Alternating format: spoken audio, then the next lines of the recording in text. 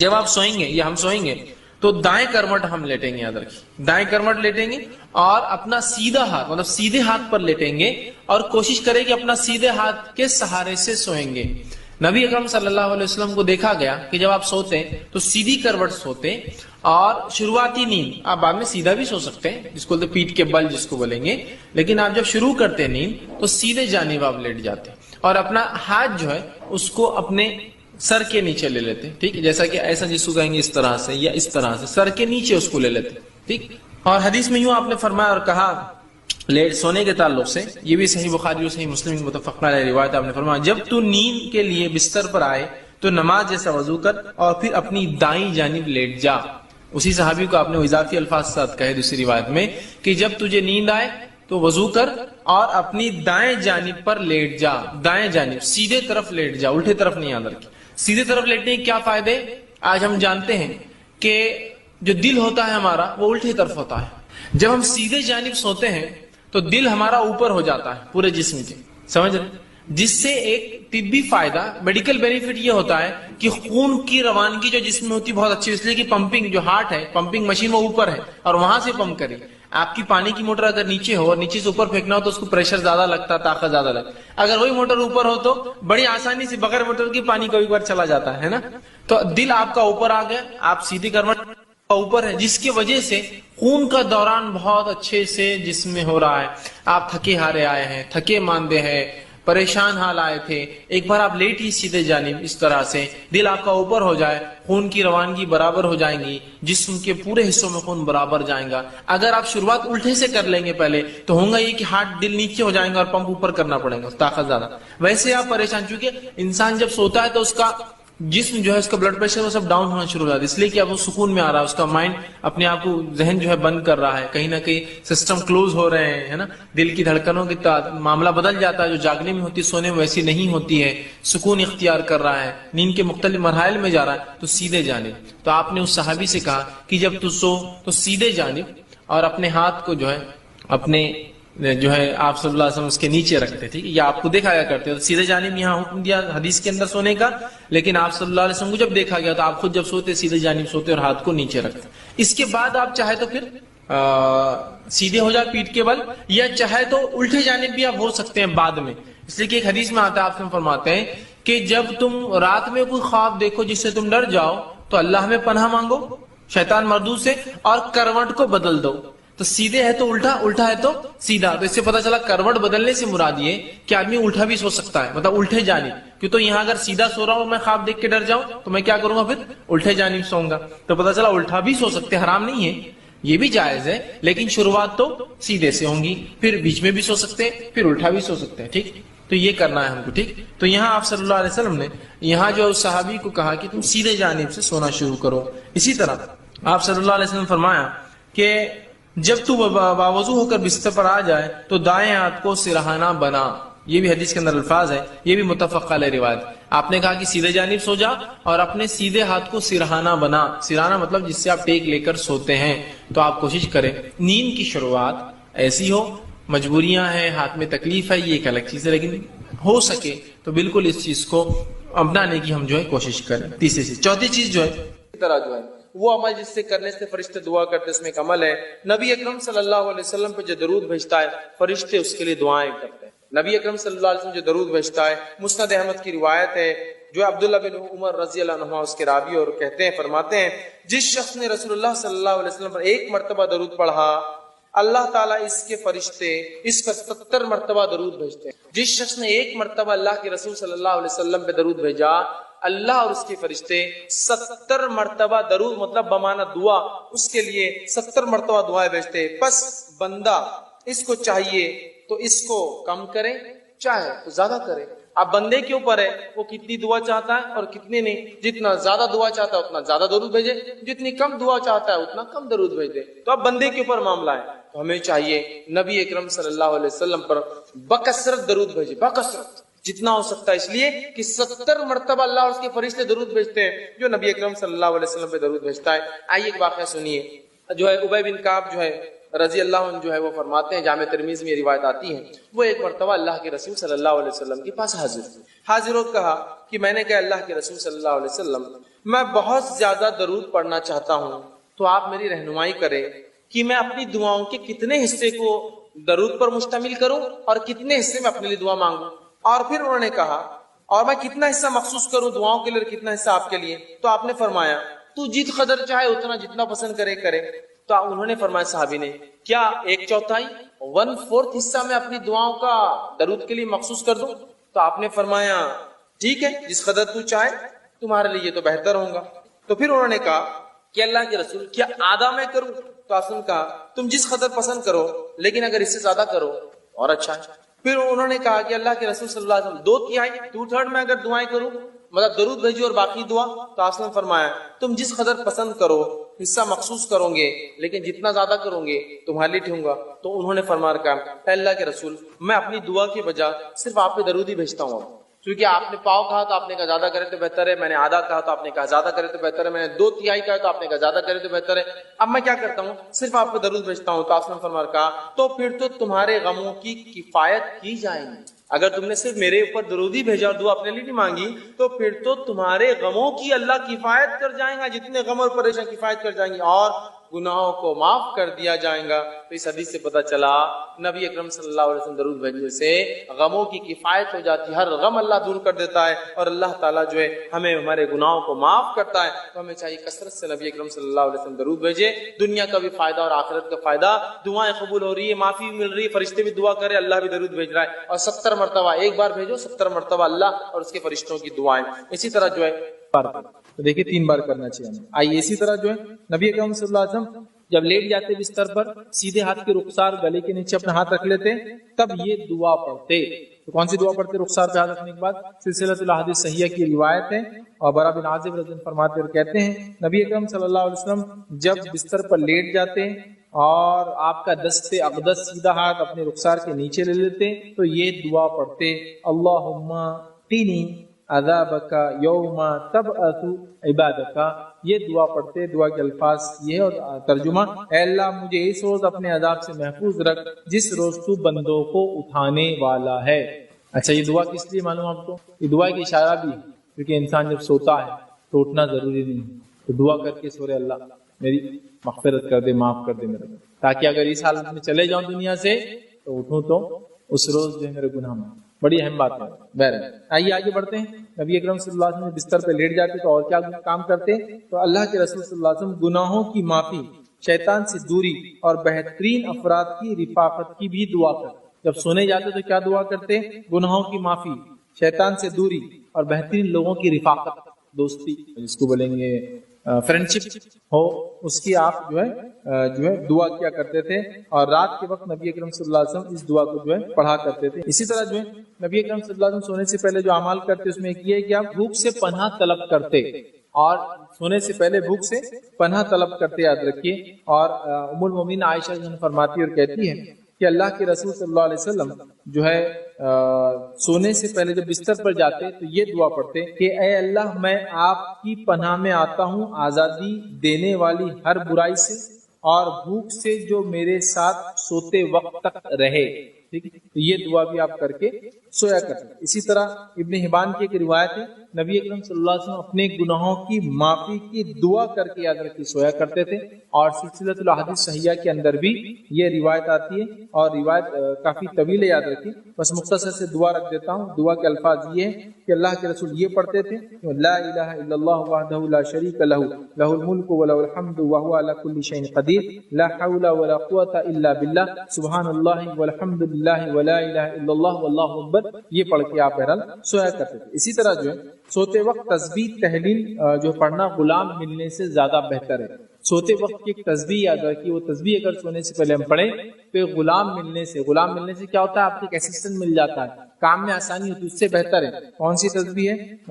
کافی لمبے الفاظ ہیں، حدیث کے میں وہ حدیث کے پورے الفاظ نہ رکھتے ہوں، آپ کو وہ تسبیح بتا دیتا ہوں۔ الفاظ یہ ہے کہ حضرت فاطمہ گئی اور اپنے والد سے کہا کہ ابا جان غلام آئے ہیں آپ کے پاس، ہمیں تحفتاً دے دیں۔ تب نبی اکرم صلی اللہ علیہ وسلم فرمائے غلام کو آنے سے زیادہ تمہارے لیے بہتر ہے کہ تم سونے سے پہلے کیا کرو؟ 34 بار اللہ اکبر، سبحان اللہ 33 بار، اور پھر الحمدللہ 33 بار۔ نماز کے بعد جو تسبیح پڑھتے وہ الگ، اور سوتے وقت کی تسبیح الگ ہے۔ نماز کے بعد کی تسبیح 33 بار سبحان اللہ، 33 بار الحمدللہ، 33 بار اللہ اکبر، اور آخر میں لا الہ الا اللہ وحدہ لا شریک لہ لہ الملک و لہ الحمد وہو علی کل شیء قدیر، یہ ہوتی 100، یہ ہے نماز کے بعد۔ لیکن سونے سے پہلے کی تسبیح کیا ہے؟ 34 بار اللہ اکبر، 33 بار سبحان اللہ، اور 33 بار الحمدللہ، ہوئے 100۔ ٹھیک ہے، یہ پڑھ کے سنا ہے، غلام ملنے سے زیادہ بہتر ہے۔ تو اللہ کے رسول نے حکم دیا، اور حضرت فاطمہ حضرت علی دونوں یہ تسبیح پڑھا کرتے تھے۔ السلام علیکم، آپ بھی ہمارے اس کام میں تعاون کریں، زکات و صدقات کے ذریعے ڈونیشن ڈیٹیلز کے لیے ڈونیٹ کلک کریں۔ اگر آپ ہمارے ویڈیوز پسند آئے ہیں تو اسے شیئر کریں اور سب کے حقدار بنیں۔ روزانہ ہمارے ویڈیوز کو پانے کے لیے ہمارے یوٹیوب چینل کو سبسکرائب کریں اور بیل آئکن دبائیں۔ ہم سے دیگر سوشل میڈیا پر جڑنے کے لیے ویڈیو میں دیے گئے آئی ڈی کو سرچ کریں۔ جزاک اللہ۔ سب سے پہلی چیز تو یہ کہ قرآن کے پڑھنے کے بہت سارے آداب ہیں، یہ سنتیں ہیں، لیکن فرائض نہیں ہیں۔ فرائض الگ ہیں اور آداب یا سنتیں الگ ہیں قرآن پڑھنے۔ جیسے کہ مثال کے طور پر قرآن کو کوئی غیر مسلم بھی پڑھ سکتا ہے پڑھنے کی، جب تک کہ وہ ہدایت یافتہ نہیں، وہ پڑھیں گے تو ہدایت کی طرف آئیں گے، یا سنیں گے تو آئیں گے، تو وہ تو بالکل نہ اس کے لیے طہارت کا کوئی مسئلہ ہے، نہ اس کے لیے غسل کا کوئی مسئلہ ہے، اس کو تو کوئی مسئلہ ہے۔ رہا مسلمانوں کے اندر قرآن پڑھنے کی کیا آداب، یہ کیا چیز ہے، تو قرآن کے حقوق ہے۔ حقوق میں ایک چیز ہے کہ قرآن پر ایمان لایا جائے، تو پڑھنے والا بھائی ایمان، سمجھے نا، یہ فرائض جس کو بولیں گے، صرف تو ثواب ملے، کیونکہ ایمان والا ہونا تو اجر ملے گا قرآن پڑھنے۔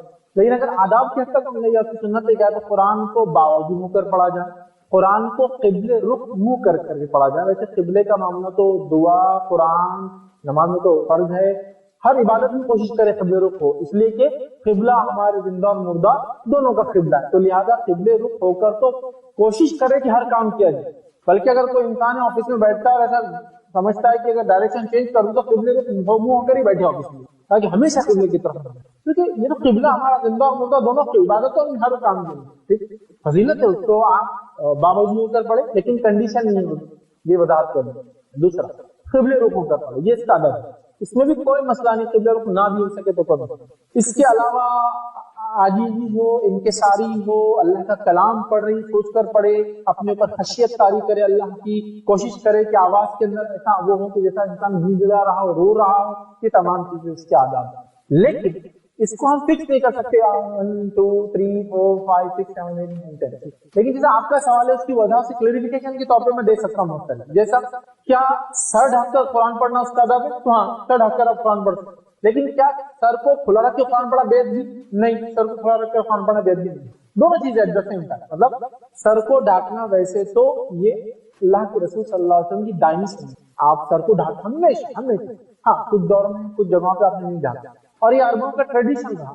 آج بھی عرب میں ایک لٹریٹ طبقہ جو ہے، اگر آپ سر کھلا رکھے تو ایک دم ایسا بولیں گے ہاں آدمی سر کھلا رکھتے تو ہے، اتنا ادب کرتے ہیں، سر کو کھلا رکھنا بے ادبی، دس از کلچرل امپیکٹ۔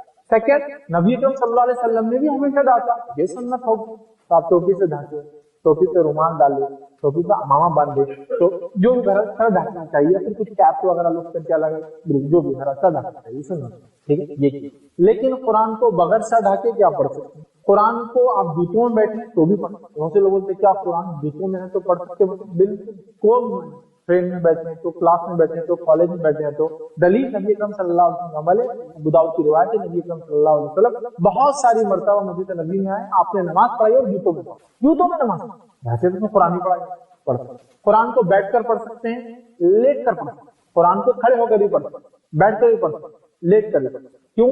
اللہ رب العزت نے قرآن اللہ کے نیک بندوں کی صفت بیان کی، الذین یذکرون اللہ قیاما وقعودا وعلی جنوبہم، کہ اللہ کا ذکر کرتے ہیں کھڑے سے، بیٹھے سے اور کروٹوں، اللہ کا ذکر کرتے ہیں، الذین یذکرون اللہ قیاما، کھڑے ہو کر ذکر، قعودا بیٹھ کر، ہاں وجنوبہم اور اپنے کروٹوں پر اللہ کا ذکر۔ جیسے پتہ چلا قرآن اللہ کا عبد تو کھڑے رہ کر ہی پڑھو، اس کو بیٹھ کر ہی پڑھو، حالت مجبوری لیٹ کر ہی پڑھنا ہوتا ہے، بیمار انسان لیٹا ہے قرآن رکھا ہوا، بیٹھ کر پڑھوں گا تو ایک پارا پڑھ سکتا ہوں، لیکن تھوڑا لیٹ کر پڑھتا ہوں تو 3 4 پارے پڑھ لے تو دن بھر میں اتنا ٹائم ہے لیٹ کر، کیونکہ آپ زیادہ اللہ کے کلام کی تلاوت کرنا چاہتے ہیں، اس کے ادب و بیدبی۔ نبی اکرم صلی اللہ علیہ وسلم کے تعلق سے ماں عائشہ فرماتی ہے میں حائضہ ہوتی حیض کی حالت میں، اور نبی اکرم صلی اللہ علیہ وسلم اپنا سر مبارک میری ران پر، میری مانجی پر رکھتے اور آپ قرآن کی تلاوت کر رہے ہوتے اور میں سن رہی، تو نبی لیٹ کر پڑھ رہے، ماں عائشہ کے ران پر مانجی پر پڑھ، اور ماں عائشہ حائضہ حیض کا لگا تو مسئلہ پتا چلا کوئی حائضہ عورت اس کا شوہر بیٹا وغیرہ پڑھ لے تو بالکل کو بھاگنے کی ضرورت نہیں، وہاں سے نکل सेकंड एक आदमी लेट कर पढ़ता है। नबी अकरम सल्लल्लाहु अलैहि वसल्लम हदीस में आता है कि रात के वक्त उठते, तहज्जुद के लिए उठकर बिस्तर से निकलते, घर से बाहर जाते, आसमान की तरफ देखते और सूरतुल आले इमरान की आखिरी 10 आयतें तिलावत और उसके बाद वजू करते और उसके बाद नमाज। तो बगैर वजू के आप तिलावत की, फिर आके वजू किया, फिर तहज्जुद की नमाज, तहज्जुद की नमाज के बाद फजर की अज़ान की, फजर की 2 सुन्नत पढ़ के आप मस्जिद में फजर की नमाज, ये मामूल था। तो पता चला बगैर वजू के पढ़ा, लेट कर बैठे पैर फैला हुआ तो पैर चिपका हुआ, ये सब मसला।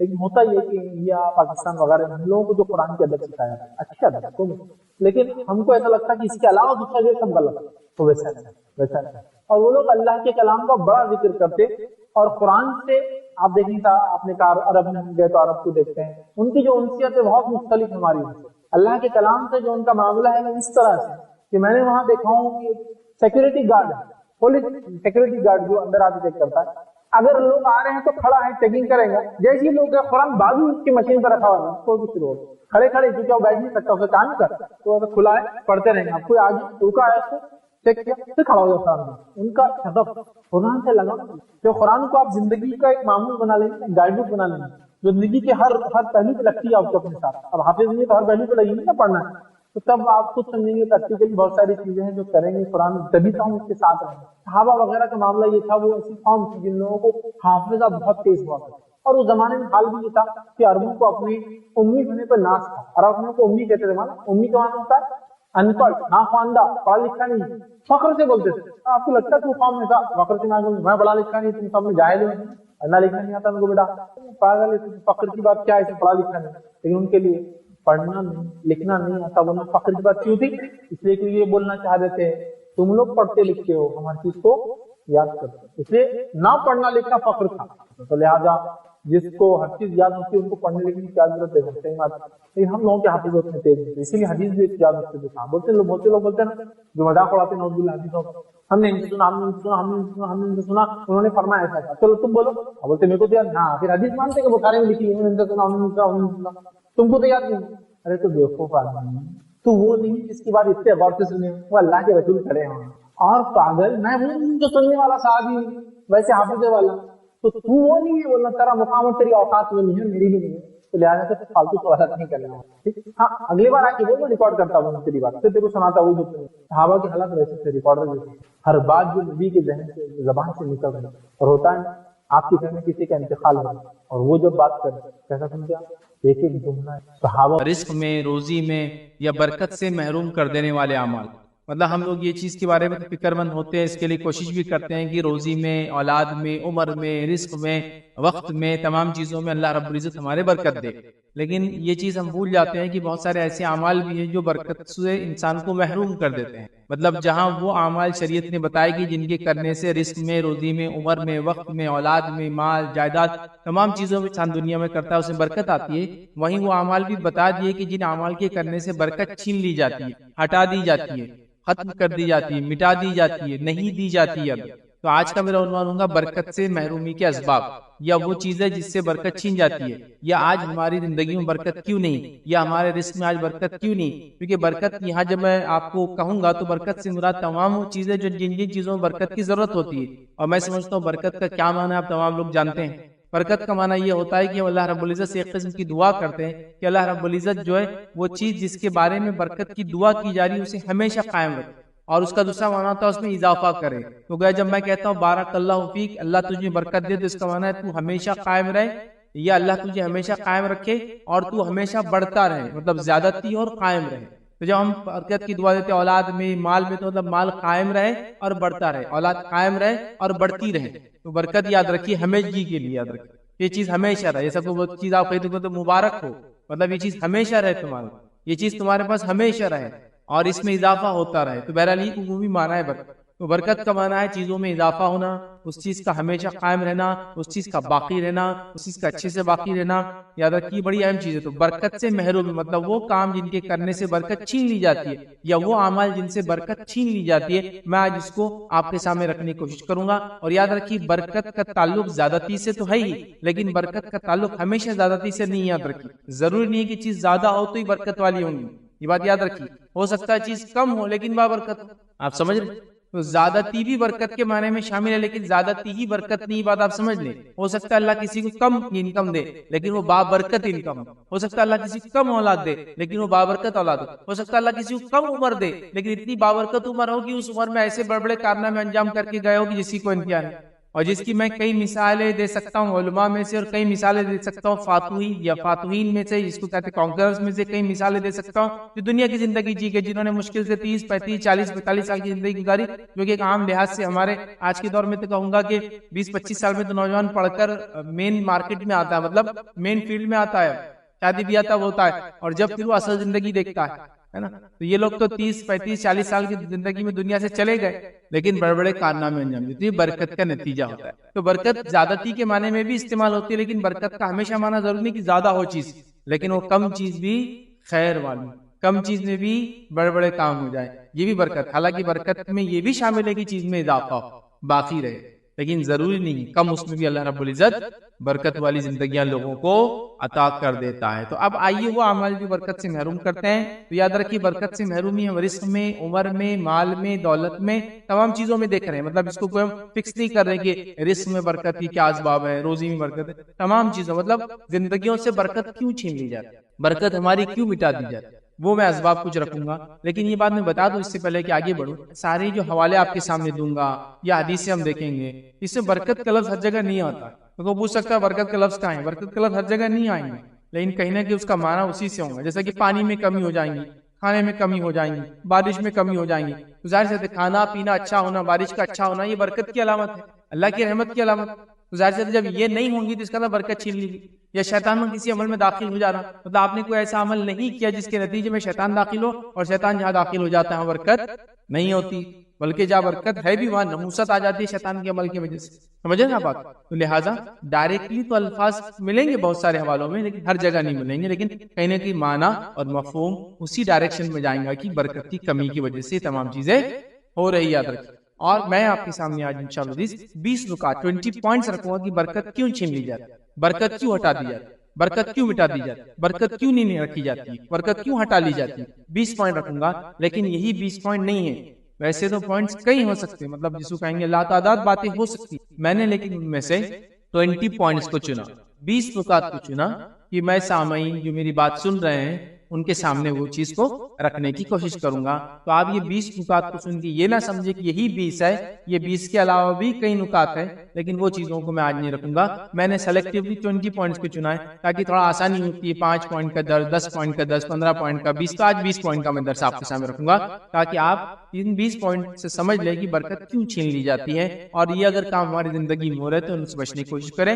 اور اس کے علاوہ بھی جو اعمال بتائے گئے ان سے ہم بچنے کی کوشش کریں تاکہ برکتیں ہماری زندگی میں باقی رہے اور چھین نہ جائے، ختم نہ ہو جائے. چلیے آگے بڑھتے ہیں اور اپنے نکات کی طرف بڑھتا ہوں. تو برکت یاد رکھیے ایک بڑی اہم چیز ہے، اور برکت کوئی ٹینجیبل چیز نہیں، یہ بات بھی بتا دوں. ٹینجیبل مطلب ایسی چیز نہیں جس کو ماپا جا سکتا ہے. مثال کا کوئی کہے یہ میری برکت دیکھو آج 10 ہوگی، میری برکت دیکھو 20 ہوگی، نان ٹینجیبل چیز. مطلب یہ ہے کہ ہو سکتا ہے کہ انسان نے اچھا عمل کیا ہو لیکن ظاہری طور سے آپ دیکھتے ہوں گے کہ غربت کی زندگی گزارا، تو آپ بولیں گے بھائی کیا برکت تھی اس کی زندگی. لیکن آپ دیکھیے وہ بیمار نہیں ہوا، لیکن آپ دیکھیے وہ سکون سے سوتا تھا، لیکن آپ دیکھیے اس کی اولاد نے بہت بڑے بڑے کارنامے انجام دے دیے، لیکن آپ دیکھیے اس نے علم جتنا حاصل کیا پورے پہ عمل کیا. یہ بھی برکت. تو میں جب کہہ رہا ہوں یہ بات برکت کا، تو آپ اس کو ماپنے کی کوشش مت کیجیے کیونکہ ماپی جانے والی چیز نہیں. ہاں ہو سکتا ہے برکت میں یہ بھی شامل ہو کہ خوب مال و دولت دے، خوب اولاد دے، خوب رزق دے، خوب زمین جائیداد دے، یہ بھی شامل ہے، لیکن ضروری نہیں ہے کیونکہ اس کو ماپ نہیں سکتے آپ. برکت یہ نان ٹینجیبل چیز، اور یہ بات تو میں دعوے سے کہہ سکتا ہوں ہر انسان برکت کے بارے میں کچھ نہ کچھ تصور رکھتا ہے، چاہے مسلم ہو چاہے غیر مسلم ہے نا. نان مسلم بھی دیکھیے حلال روزی کمانے کی کوشش کرتے ہیں، ان سے پوچھا جائے کیوں تو بولتے ہیں یہ کم آتی ہے لیکن اچھی ہوتی ہے برکت. ان کو یہ ورڈ نہیں معلوم ہوتا ہوں گا، لیکن کانسیپٹ وہاں بھی برکت کا ہے کہ نہیں، وہ اچھی رہی نا تو فائدے مند رہتی. ارے وہ صاحب حرام کمائے نا تو بیماری میں چلا جاتا، اس کو بھی پتا ہے حرام کمائی پرابلمٹک ہوتی ہے. تو گویا برکت کا کانسیپٹ ساری تقریباً لوگوں میں انسانوں میں پایا جاتا ہے کہ کم ہو لیکن اچھا ہو، یا پھر اگر میں دھوکہ نہیں دوں گا تو جو کماؤں گا وہ زیادہ فائدے مند ہوں گا بنسبت دھوکہ دے کے کمائے کے، تو بہرحال اس کا کانسیپٹ سب جگہ ہے لیکن اس کو ٹینجیبل ماپا نہیں جا سکتا. تو کوئی یہ نہ کہے کہ بھائی تم تو یہ عمل نہیں کرتے پھر زندگی میں برکت کیوں ہے. جو برکت ماپی نہیں جاتی اس کی صحت میں ہو سکتی ہے, اس کے رزق میں ہو سکتی ہے, اس کی اولاد میں ہو سکتی ہے, اس کی عمر میں ہو سکتی ہے, اس کے وقت میں ہو سکتی ہے, اس کے کم زمین میں بڑے بڑے کارنامے ہو سکتی ہے, کم پیسے میں بڑے بڑے کام میں ہو سکتی ہے. یہ برکت یہ ہوتی ہے. چلیے آگے بڑھتے ہیں. اب وہ کیا چیزیں ہیں, وہ کیا اعمال ہیں جن کے کرنے سے برکت چھین لی جاتی ہے, وہ میں آپ کے سامنے رکھنے کی کوشش کروں گا. برکت سے محروم کر دیتے ہیں ہمیں, وہ کیا چیزیں ہیں ایک کے بعد ایک رکھنے کی کوشش کروں گا. 20 پوائنٹس کی شکل میں آپ کے سامنے بات رکھوں گا. آئیے آگے بڑھتے ہیں. پہلا کام جسے کرنے سے برکت چھین لی جاتی ہے, ختم کر دی جاتی ہے, ہٹا لی جاتی ہے, مٹا دی جاتی ہے, یاد رکھیے وہ سب سے پہلا پوائنٹ ہے کہ ایمان و تقوی کا نہ ہونا. مطلب گناہ اور معصیت کا زندگی میں ہونا اور ایمان و تقوی کا زندگی میں نہ ہونا, جس کے نتیجے میں یاد رکھیے برکت ہٹا دی جاتی ہے. آئیے اللہ رب العزت قرآن میں کیا فرماتا ہے, سورہ اعراف سورہ نمبر 7 آیت نمبر 96 96 میں اللہ فرماتا اور کہتا ہے کہ اگر یہ بستی والے ایمان لائے اور تقوی اختیار کرے تو ہم آسمان اور زمین کے دروازے برکت کے ان کے لیے کھول دیں گے. تو اللہ رب العزت یہاں فرما رہا ہے کہ اگر ایک قوم ایمان لائے اور ایمان کے مطابق عمل کرے تو اللہ رب العزت آسمان اور زمین کے برکت کے دروازے ان کے لیے کھول دیتا ہے, جس کا الٹ معنی یہ ہوتا ہے کہ گناہ اور معصیت کرنے سے برکت مٹا دی جاتی ہے, تقوی کو چھوڑنے سے برکت مٹا دی جاتی ہے, ایمان نہ لانے کی وجہ سے برکتیں مٹا دی جاتی ہے, اور ایمان کا اگر ہم دعویٰ کرتے ہیں اور وہ دعویٰ سچا نہ ہو تو ایمان صحیح نہ ہو تو بھی برکتیں مٹا دی جاتی ہے. اس لیے ہم دیکھتے ہیں جو لوگ شرک کرتے ہیں, کفر کرتے ہیں, ان کی زندگیاں بے برکت ہوتی ہے. اب سمجھ رہے بات؟ تو لہذا برکت ضروری ہے. تو ایمان اور تقوی کا نہ ہونا برکت مٹا جانے کی, ہٹا جانے کی, محرومی کا پہلا سبب ہے. اللہ نے فرمایا کہ اگر یہ بستی والے ایمان لا تقوی اختیار کرے لفتحنا, تو ہم ان کے لیے کھول دیں گے آسمان اور زمین کے برکت کے دروازے. تو اس کا الٹ معنی کیا ہوا, اگر ایمان نہ لائے اور تقوی اختیار نہ کرے, مطلب گناہ اور معصیت کی زندگیاں گزارے, تو اللہ رب العزت برکت کے دروازے ہمارے لیے بند کر دیتا ہے. تو آج سب سے پہلا سبب جو میں کہوں گا برکتیں ہماری زندگیوں سے چھین لی گئی ہیں, وہ صرف اور صرف ہمارے گناہ اور معصیت کا نتیجہ ہے, جس کو ہم نے معمولی, ادنا, چھوٹا, ہلکا سمجھ لیا ہے. اور اس کے بعد سوچتے ہیں کہ پھر زندگیوں میں برکت کیوں مٹا دی گئی, اولاد میں برکت کیوں مٹا دی گئی, حالات میں برکت کیوں مٹا دی گئی, ہمارے عمر میں اور ہماری صلاحیتوں کی برکتیں کیوں مٹا دی گئی. وہ اس لیے مٹا دی گئی کہ ہم نے تقوی کو چھوڑ دیا, ایمان کو ویسا نہیں رکھا جیسا حق ہے, اور گناہ اور معصیت کے اندر چل پڑے, جس کے نتیجے میں کیا ہوا, تقوی جب ہٹ جاتا ہے انسان گناہ اور معصیت کی زندگی جیتا ہے. نتیجہ یہ ہوا کہ برکتیں ہماری زندگیوں سے چھین لی گئی. تو پہلا پوائنٹ تھا ایمان اور تقوی نہ ہونا برکت مٹا دینے کا پہلا سبب ہے, اور ایمان اور تقوی ہونے سے اللہ رب العزت آسمان اور زمین کے برکت کے دروازے میرے اور آپ کے لیے کھول دیتا. آئیے دوسری چیز یاد رکھیے جس سے برکت مٹا دی جاتی ہے, وہ کیا ہم دیکھتے ہیں, راہ راست پر نہ ہونے سے کھانے پینے کی فراوانی چھین لی جاتی. راہ راست صحیح راستے پہ نہ ہونے سے, صراط مستقیم پہ نہ ہونے سے اللہ کھانے اور پینے کی برکتیں مٹا دیتا ہے. آئیے اس تعلق سے اللہ رب العزت کیا فرماتا ہے, سورہ الجن سورہ نمبر 72 72 اور اس کے آیت نمبر 16 16 میں اللہ فرماتا ہے, کہتا ہے اے نبی یہ بھی کہہ دو کہ اگر لوگ راہ راست پر سیدھے رہتے تو یقیناً ہم انہیں بہت فراوانی والا پانی پلاتے. سمجھے کیا فرمایا ہے نبی, ان سے کہہ دو اگر یہ راہ راست سیدھے راستے پر رہتے تو یقیناً ہم انہیں بہت وافر پانی پلاتے, مطلب بہت زیادہ ان کو پانی پلاتے. اور ظاہر سی بات ہے پینا اور کھانا یاد رکھیے بڑی اہم چیز ہے, اور جب پینے کو پانی ہوتا ہے تو باقی تمام چیزوں کو پانی ہوتا ہے. اور میں سمجھتا ہوں پانی کی نہ ہونے سے کیا تکلیف ہوتی ہے آپ سب دیکھیں. میں اور آپ, ہمارا تعلق ڈائریکٹ زمین سے نہیں ہے, کھیتی باڑی سے نہیں ہے, پھر پانی کے کم ہونے سے کتنا فرق میری اور آپ کی زندگی پڑتا ہے. پانی نہ ہونے سے دودھ مہنگا ہو جاتا ہے, پانی نہ ہونے سے چیزیں اشیاء مہنگی ہونا چاہیے, پانی نہ ہونے کے نتیجے میں یاد رکھیے کارپوریٹ بھی بیٹھنا شروع ہو جاتے ہیں بڑے بڑے, سمجھ رہے آپ. تو لہٰذا پانی تو وافر مقدار میں اگر اللہ رب العزت پانی پلاتا, اس کا مطلب جب پانی ہے تو تمام چیزوں کے اندر فراوانی ہوں گی. اور پانی کا نہ ہونا یاد رکھیے تمام چیزوں کو تکلیف میں ڈالتا ہے. حتیٰ کہ بڑی بڑی کمپنی بھی اس شہر میں اپنی کمپنیوں کو نہیں کھولتی جہاں پانی نہیں ہوتا, اور کمپنیاں وہاں دوڑ دوڑ کر آتی ہے جہاں اچھا پانی ہوتا ہے. آپ سمجھ رہے, پانی کی وجہ سے لوگ دوڑ کر آتے ہیں. مثال کے طور پر اورنگ آباد شہر کو آپ لے لیں, اس کے اندر ایک وافر مقدار میں پانی ہے, لہٰذا بڑے بڑے انڈسٹریل ایریا جس کے اطراف میں, جہاں پانی نہیں ہے وہاں آپ کو انڈسٹریلائزیشن بھی نظر نہیں آتا. یاد رکھیں یہی تو بات, اللہ فرما رہا ہے وافر پانی پلاتے. پانی کا موجود ہونا بہت ساری چیزوں کا وہ ہے. تو یاد رکھیے اگر راہ راست پہ ہم نہ ہوں گے, راہ راست پر ہوتے تو پانی پلاتا, وافر نہیں ہے تو پانی نہیں ملنا.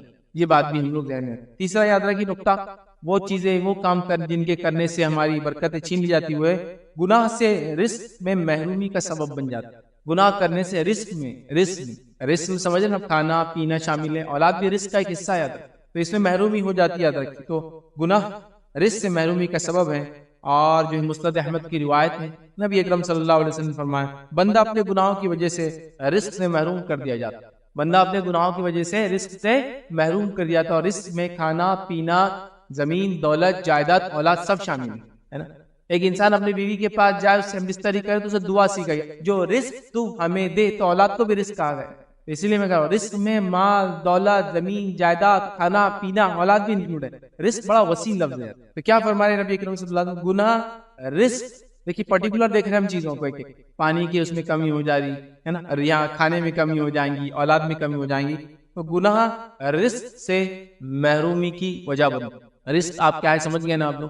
تو رزق سے محروم ہو جاتا ہے انسان جب انسان گناہ کرتا ہے، جب انسان نیکیاں کرتا ہے، ثواب کے کام کرتا ہے، تو اللہ رب العزت کو فائدہ دیتا ہے، اس کی زندگی میں برکتیں دیتا ہے. تو لہٰذا ہم کوشش کریں گناہوں سے اپنی نفس کو بچائے، ورنہ ہمارے رزق کی برکتیں چھین لی جاتی ہیں. رزق کی برکتوں سے انسان محروم کر دیا جاتا ہے، محروم کر دیا جاتا ہے، ہٹا دی جاتی ہے اس سے اس کو اس کا فائدہ اٹھانے کی توفیق نہیں ملتی. یاد رکھے بڑے اس کے نقصانات یاد رکھیں. اسی طرح جو ہے چوتھی چیز یاد رکھی جس کے کرنے سے برکت سے محروم ہو جاتے ہیں، وہ کیا ہے؟ اللہ کی اطاعت نہ کرنا برکت سے محرومی کا سبب ہے. اللہ کی اطاعت نہ کرنا برکت سے محرومی کا سبب ہے. آئیے نبی اکرم صلی اللہ علیہ وسلم کیا فرماتے ہیں؟ صحیح الجامع کی روایت ہے. نبی اکرم صلی اللہ علیہ وسلم فرمایا، اللہ سے ڈرو اور طلب کرنے میں احسن طریقہ اختیار کرو. اللہ سے ڈرو اور طلب کرنے میں احسن طریقہ اختیار کرو، اور رزق کی ہوس تمہیں اللہ کی نافرمانی تک نہ لے جائے، اور رزق کمانا، زیادتی کی ہوس تمہیں اللہ کی نافرمانی تک نہ لے جائے، کیونکہ اس کے پاس موجود برکات کو صرف اس کی اطاعت کے ذریعے حاصل کیا جا سکتا ہے. کیونکہ اس کے اللہ کے رسول کیا فرما رہے؟ کیونکہ اس کے پاس موجود برکات، مطلب اللہ کے پاس جو موجود برکات ہے صرف اس کی اطاعت کے ذریعے ان کو حاصل کیا جا سکتا ہے. تو اللہ کے پاس جو برکات ہے، اللہ نے جو رکھی ہے، ان کو حاصل کرنے کا صرف ایک طریقہ اللہ کی اطاعت. تو اللہ کی اطاعت سے برکتیں ملتی ہے، اور اللہ کی نافرمانی کے نتیجے میں برکتیں چھین لی جاتی. تو اللہ کی اطاعت کے ذریعے برکتیں حاصل کرنا ہے، ورنہ یہ برکات ہماری چھین لی جائیں گی اگر اللہ کی نافرمانی کریں گے تو. اور میں سمجھتا ہوں مجھے بہت زیادہ بتانے کی ضرورت نہیں. لوگ آ کے سوال کرتے ہیں ہمارے رزق میں برکت نہیں، مولوی صاحب کیا کریں؟ سب سے زیادہ سوالات جو اگر آپ کوئی بھی اس کوشچن آنسر سیشن رکھے تو اس میں جو آتے ہیں وہ برکت. رزق میں برکت کا وظیفہ کیا ہے؟ رزق میں برکت کیسی آئیں گی؟ برکت کا طریقہ کیا ہے؟ برکت سے محروم کیا جواب کیا ہے؟ برکت برکت برکت. ہر کوئی سوال کر رہا ہے، لیکن اکثر سوال کرنے والے نماز ہی نہیں پڑھتے. اللہ کی اطاعت میں سب سے پہلے یہ کہ بندہ توحید پر ہے، اس کے بعد دوسری چیز اللہ جن چیزوں کو فرائض ہم پہ قرار دیا ہے اور جن چیزوں کو اللہ پسند کرتا ہے اس کو ہم کو فرض قرار دیا، نماز، روزہ، زکوٰۃ، حج ہے. ہم نماز سے غافل ہیں اور کیا بول رہے ہیں؟ روزی میں برکت نظر نہیں آ رہی. تو جو نماز ہی نہیں پڑھتا اس کے روزی میں برکت کیسے نظر آئیں گی مجھے بتائیے. تو اللہ کی اطاعت ضروری ہے، چاہے وہ چھوٹے سے چھوٹے عمل میں ہے، بڑے سے بڑے عمل میں ہو. اگر وہ نہیں کریں گے تو روزی میں برکت بھول جائیے، رزق میں برکت بھول جائیے، اولاد میں برکت بھول جائیے، برکت سے محروم ہو جائیں گی ہماری زندگیاں. اور برکت جب نکل جاتی ہے نا تو چیزیں بہت پھسپھسی ہو جاتی ہے. دکھنے میں تو بہت زیادہ نظر آئیں گی لیکن بے برکت چیزیں بہت نقصان دہ. ایک عام آدمی بھی جانتا ہے یہ بات. اتنی چیزیں لیکن فائدے مند نہیں، اتنی اولاد ہے لیکن ایک بھی اطاعت گزار نہیں، اتنا مال و دولت ہے کچھ بھی کام نہیں آیا. سمجھ رہے آپ؟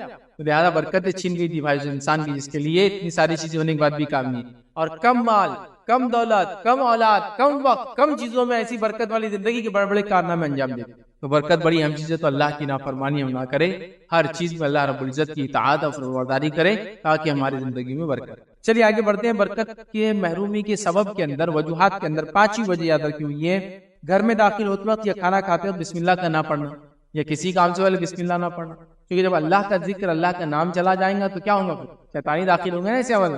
اور بڑی طویل حدیث یاد رکھتے، اور بھی مختلف الفاظ کے ساتھ صحیح مسلم میں اور دیگر کتب میں بھی اسی قسم کی، اسی معنی کی روایتیں آتی ہے.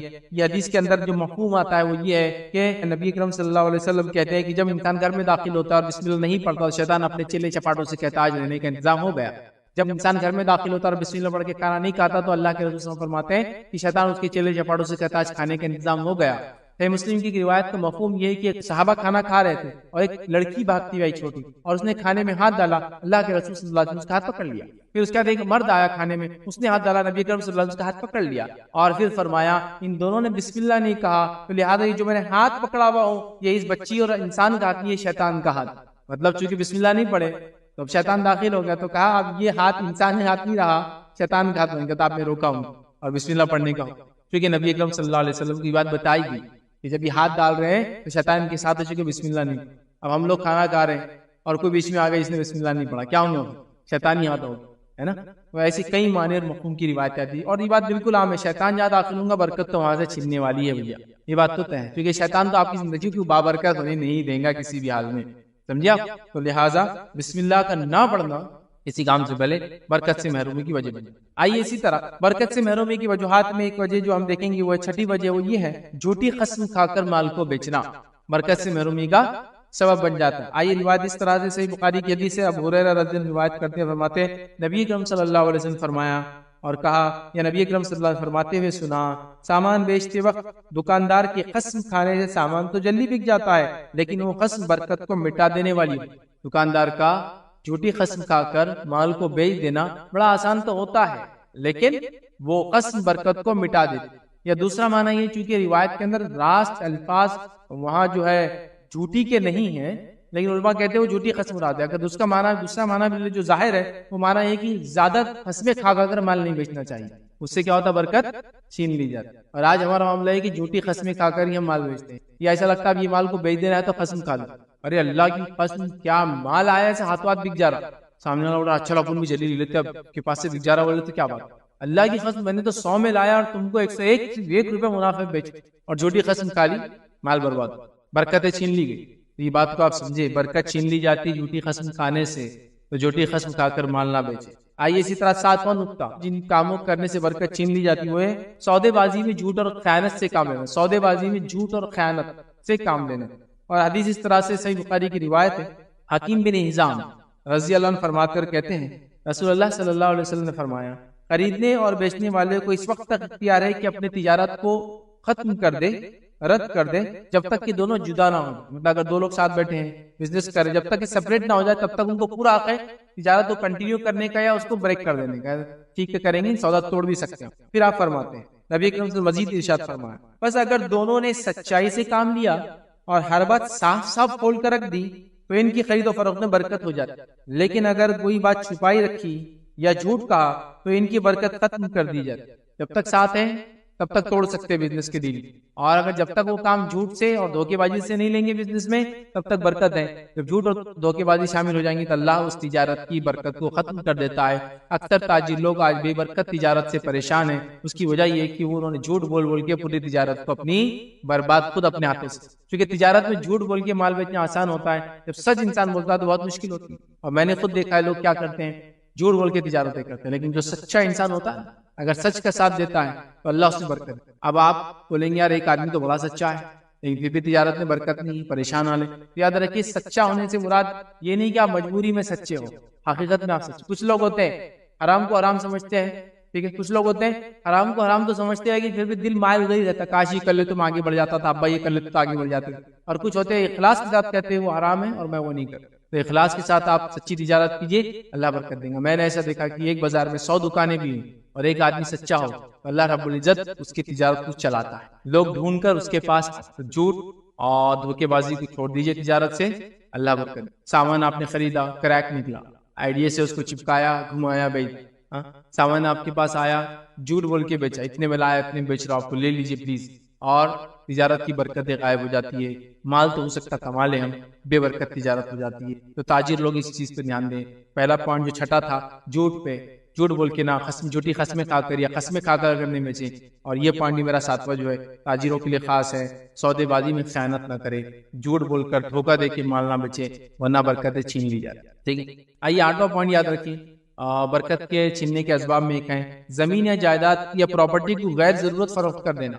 اور کئی بار یہ دیکھا گیا بلا ضرورت لوگوں نے اپنی جائیدادیں پراپرٹی فروخت کری, پراپرٹیاں لاکھوں اور کروڑوں میں بکی, اور اس کے بعد 1 یا 2 سال جیب میں ہاتھ ڈال کے پان ڈال کے آدمی گھوما اور اس کے بعد پھر وہی غربت کی زندگی پہ آ گئے. زمین اور جائیداد کو بلا وجہ نہیں بیچنا چاہیے, اس لیے کہ پھر برکت چھین لی جاتی ہے. آئیے نبی اکرم صلی اللہ علیہ وسلم کیا فرماتے ہیں, سلسلۃ الاحادیث صحیحہ کی روایت ہے, آپ نے فرمایا کہا کہ حذیفہ بن یمان رضی اللہ عنہ فرماتے ہیں نبی اکرم صلی اللہ علیہ وسلم نے فرمایا جس نے کوئی گھر فروخت کیا اور اس کی قیمت اس جیسی چیز میں نہ صرف کی, مطلب جو گھر بیچا وہی قیمت کا دوسرا گھر نہ لے لیا, صرف نہ کی, تو اس کے لیے اس میں برکت نہیں ہوں گی.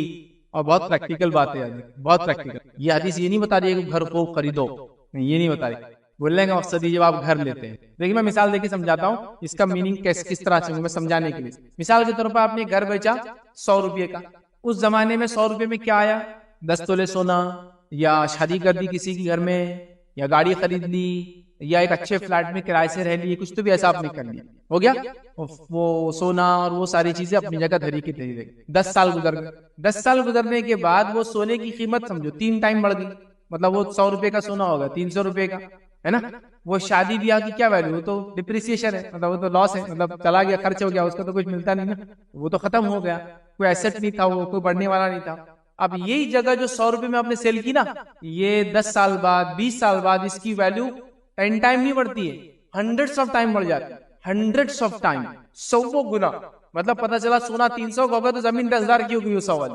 اب آپ دیکھیے اگر وہ ہوتی تو آپ کے فائدہ ہوتا. تو آپ سے کیا فرما رہے ہیں, جب کوئی گھر فروخت کرے بلا وجہ تو ایک تو بیچ